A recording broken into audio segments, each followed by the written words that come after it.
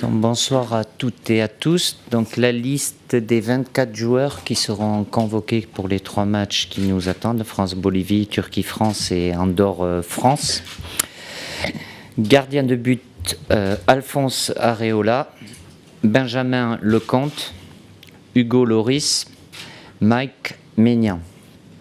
Défenseur, Lucas Digne, Léo Dubois, Clément Langlais, Ferland Mendy, Benjamin Pavard, Samuel Umtiti, Raphaël Varane, Kurt Zouma. Milieu de terrain, N'Golo Kanté, Blaise Matuidi, Tanguy Ndombele, Paul Pogba, Moussa Sissoko. Attaquant, Wissam Ben Yedder, Kingsley Coman, Olivier Giroud, Antoine Griezmann, Thomas Lemar, Kylian Mbappé, Florian Thauvin. C'est bon, c'est la bonne. Donc, s'il vous plaît, mademoiselle, le micro là. Oh yeah, ça va. Ah, c'est plus rapide.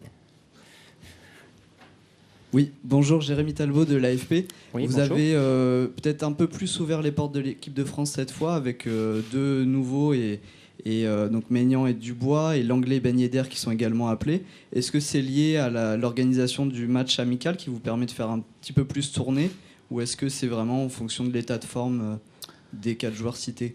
Je vais rectifier, il y a 3 nouveaux. Parce que Wissam est déjà venu, c'est Mike Maignan qui n'est pas venu, Léo Dubois et Clément Langlais. Si vous regardez par rapport aux dernières listes, il n'y a pas tellement de changements. Il y en avait eu aussi au mois de novembre, ça remonte au mois de mars. Encore plus, on a des matchs qui ne sont pas tous les mois, malheureusement, mais ça fait partie. L'équipe de France, elle évolue. Les circonstances ont fait que aussi m'ont amené à mettre un match amical avant, parce que voilà, j'ai des joueurs qui se sont arrêtés déjà depuis le 12 mai. Il y en a qui s'arrêteront ce week-end. Il y en a d'autres qui s'arrêteront le week-end prochain et d'autres qui devront poursuivre pour la finale de l'Europa League et pour les derniers pour la Champions League. Donc il y a ça fait quand même des décalages qui sont importants, mais c'est pas ça qui a influencé le choix des joueurs. C'est le moment, l'analyse. J'ai toujours eu des choix difficiles à faire, mais voilà, il y a peut-être il y a 3 nouveaux par rapport aux 4 qui étaient venus après la Coupe du Monde et qui n'étaient pas dans le groupe Coupe du Monde des 23 ou qui n'avaient jamais porté le maillot de l'équipe de France A. Mais là, il y en a 3 de plus. Bonjour Didier, Pierre-Nicolas, Oui. chaîne Équipe. En mars dernier, vous nous avez dit en conférence de presse que Steve Mandanda était toujours le numéro 2 dans la hiérarchie des gardiens. Il n'est pas appelé aujourd'hui. Pourquoi? Est-ce que cela veut dire que la page est définitivement tournée en équipe de France pour Steve? Ou est-ce que c'est conjonctuel? C'est un choix du moment. Voilà. Après, Steve a une saison compliquée. Son club aussi un petit peu, mais lui aussi, parce qu'il a eu quelques blessures et un rendement qui est en dessous de ce qu'il est capable de faire. Il était là au mois de novembre, où c'était pas simple, au mois de mars aussi. Là, j'ai pris la décision de ne pas le prendre. Je ne vais pas m'engager sur le futur. Il peut avoir des interrogations sur lui, mais sur d'autres joueurs, et même au poste de gardien aussi, de savoir ce qu'aura fait l'année prochaine pour eux. Donc il fait partie toujours des gardiens. Là, il n'est pas appelé parce que j'estime que les autres que j'ai appelés méritent d'être là. Et ça me donnera l'occasion. C'est surtout Mike qui vient avec nous, parce que Benjamin Lecomte était déjà venu une fois avec nous, et parce que je suis confronté aussi à la situation de Hugo, qui est impliqué, comme vous le savez, sur la finale de Ligue des Champions. Voilà, ne peut pas prendre le risque de rester avec 2 gardiens pour préparer le match qu'on a contre la Bolivie. On ne sait jamais ce qui peut se passer et devoir en récupérer un. Donc voilà, on restera ces 3 gardiens-là, à savoir Benjamin, Alphonse et Mike, resteront jusqu'au match de Nantes. Et quand Hugo nous rejoindra, il y en a un qui nous quittera pour qu'on reste à 3 gardiens pour les 2 matchs de qualification qui nous restent derrière. Bonjour Didier, Gazzetta dello Sport. Vous êtes le sélectionneur champion du monde. Et récemment en Italie, on a évoqué souvent votre nom pour la succession d'Allegri à la Juventus. Ah. Donc je suis obligé de vous demander, est-ce que vous avez eu quelques contacts et surtout, est-ce que c'est un poste qui pourrait vous intéresser aujourd'hui ou dans le futur? Merci. C'est gentil votre question. Qu'est-ce que je vais vous répondre? La situation est claire aujourd'hui. Mon esprit, mon énergie est focalisée sur la qualification pour le championnat d'Europe et avec, je l'espère, la participation de l'équipe de France à ce championnat d'Europe. Donc voilà, c'est clair, net. Il n'y a pas, même si ça fait toujours plaisir qu'on parle de soi dans des grands clubs dont la Juventus de Turin fait partie, mais aujourd'hui mon avenir proche et dans l'immédiat, voilà, c'est l'équipe de France, donc il n'y a pas à ouvrir de porte ou quoi que ce soit, c'est clair, net et précis.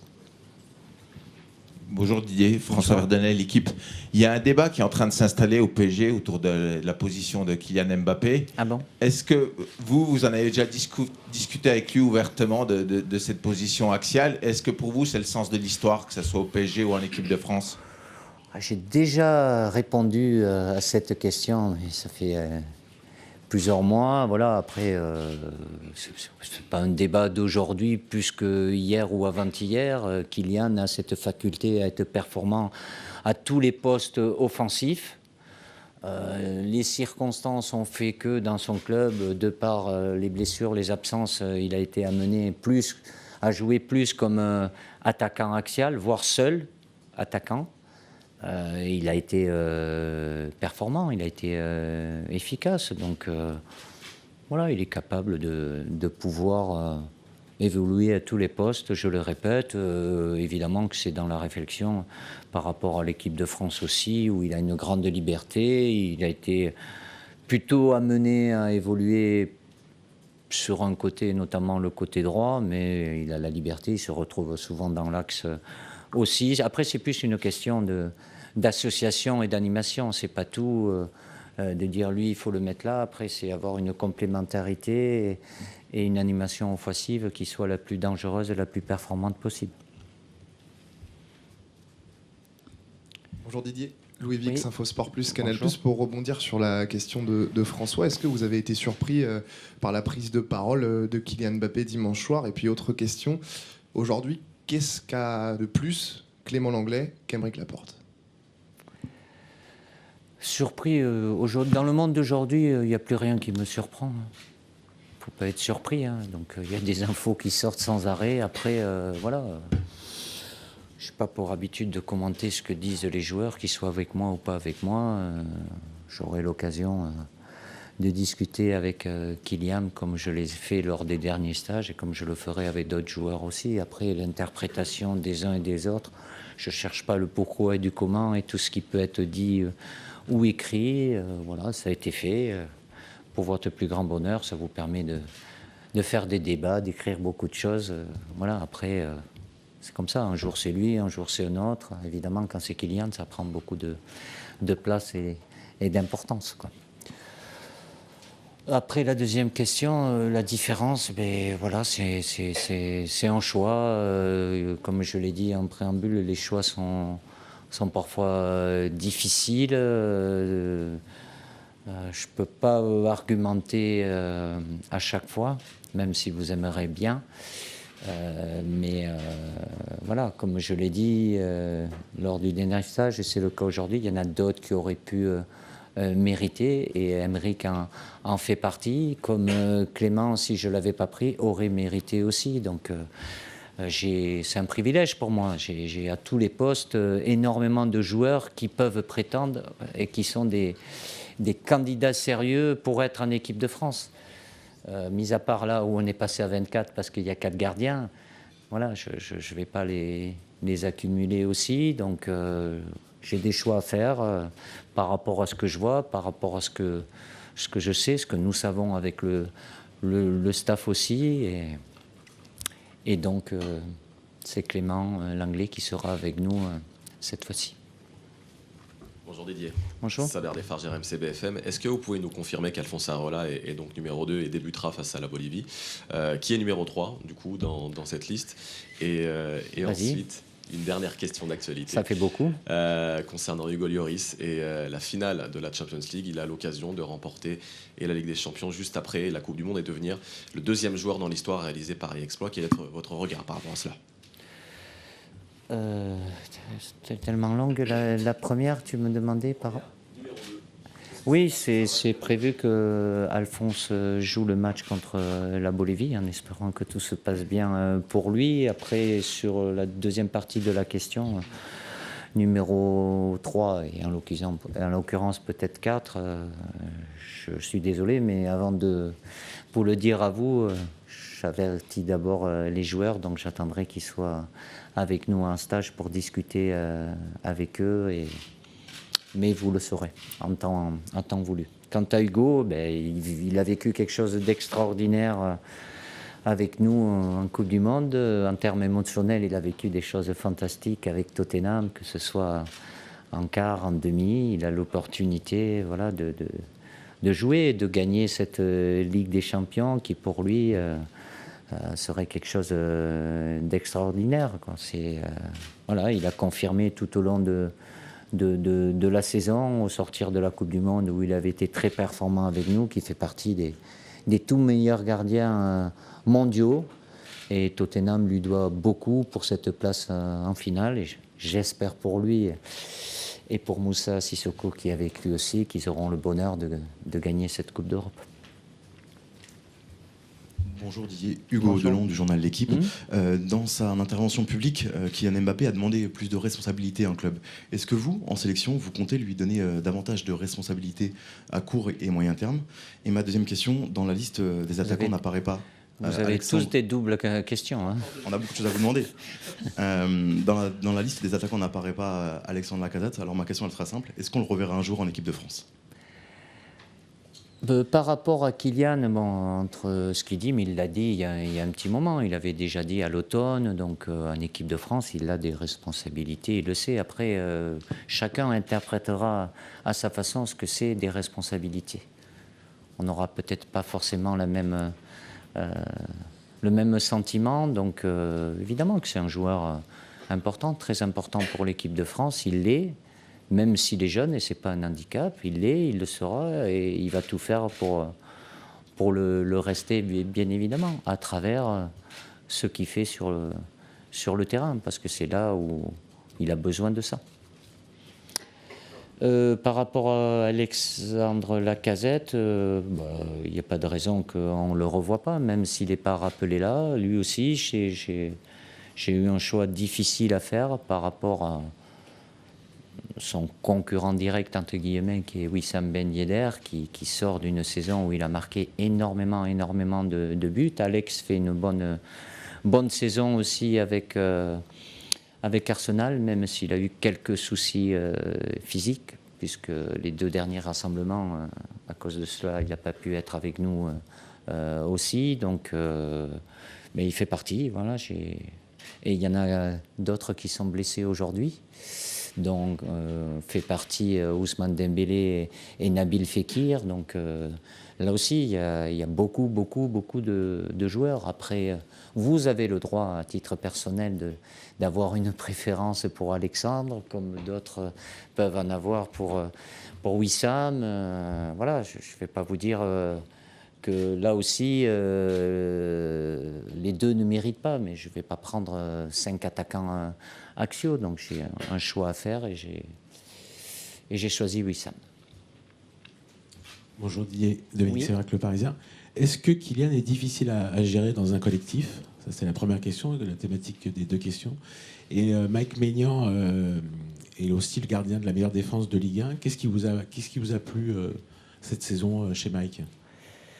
La première question, je vais vite répondre. Non, sincèrement, j'ai aucune difficulté à...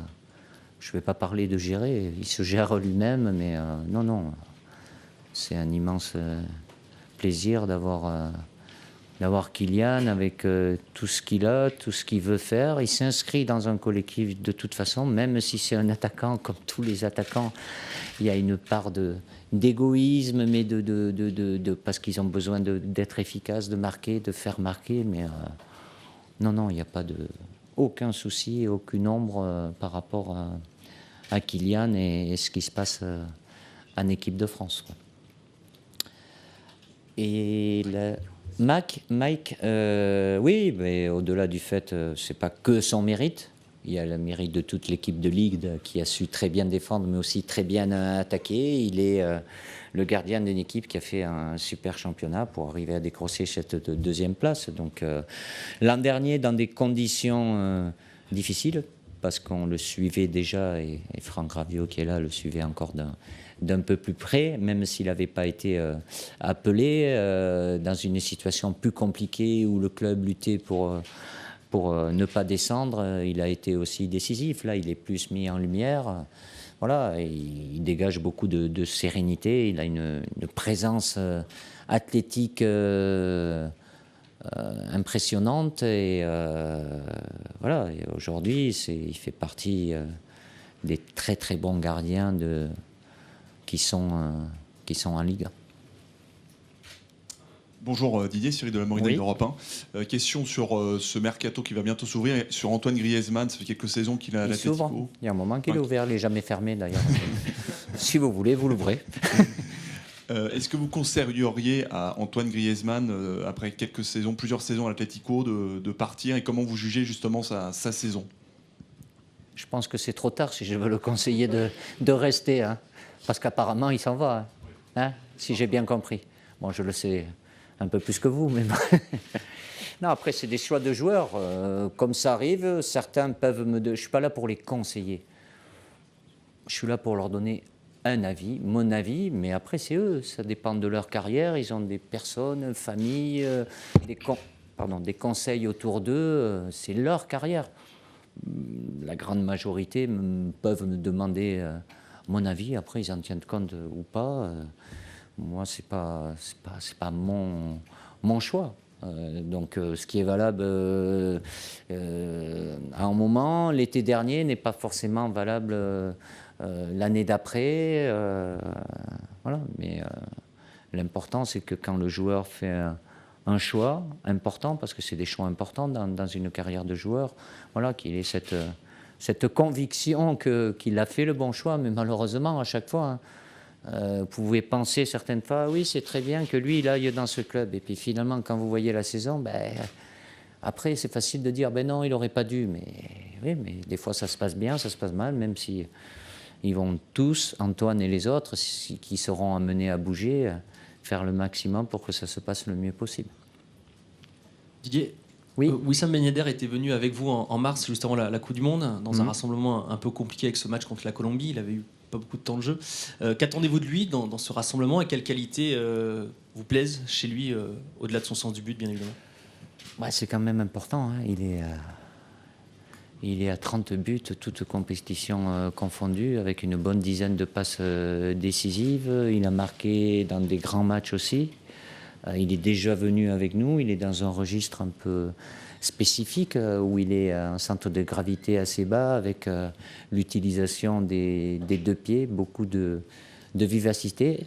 C'est sûr qu'il vaut mieux éviter de mettre des centres et compter sur son jeu de tête, mais c'est une option différente. Avec son club, ça lui arrivait aussi de jouer seul en pointe. Donc il a toujours eu une bonne efficacité. Cette année, il y en a une qui est vraiment très intéressante. Donc il vient dans ce groupe d'attaquants pour justement avoir une option à un moment ou un autre, en début, en cours de match, différente par rapport à ce qu'on peut mettre en place et par rapport à ce que peut nous proposer l'adversaire aussi. Oui, Jérémy Talbot de l'AFP. Oui.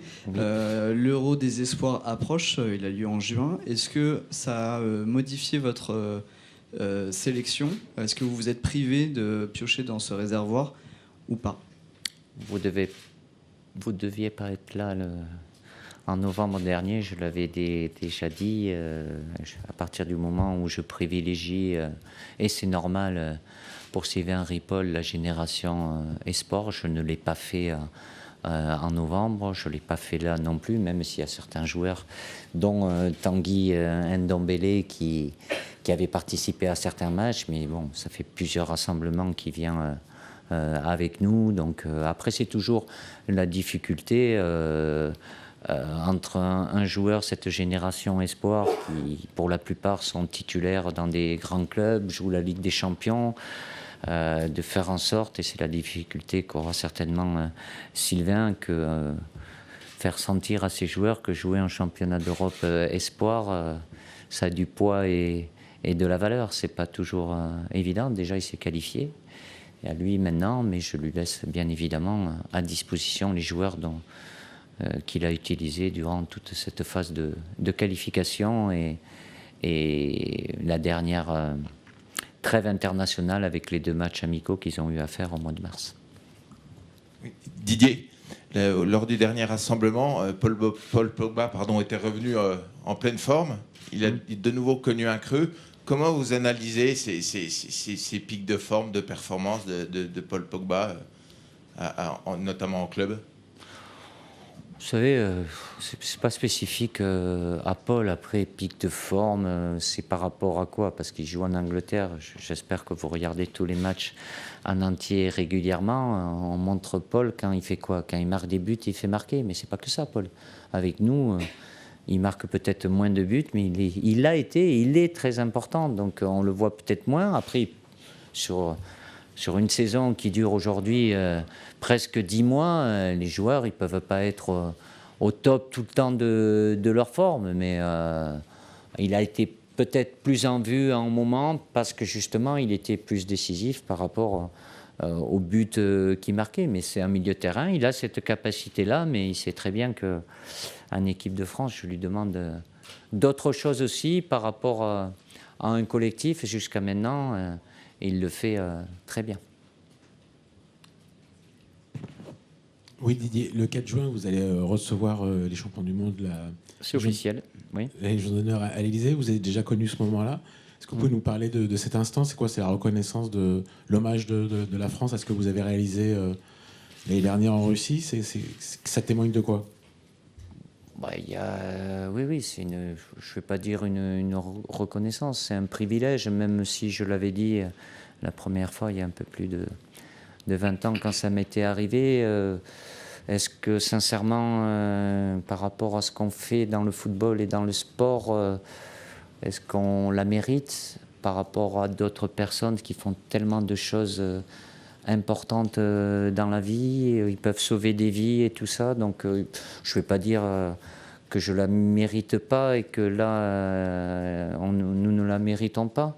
C'est un privilège, un honneur, c'est la République, c'est d'être reçu à l'Élysée par le président Macron. Donc c'est un moment solennel et on aura ce privilège de vivre ça avec nos familles et nos proches.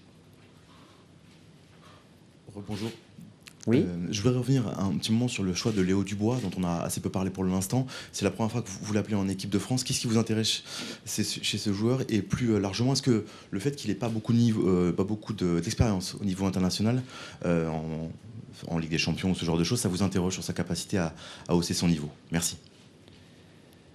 On le suit, Léo, depuis un bon moment. C'est un jeune joueur.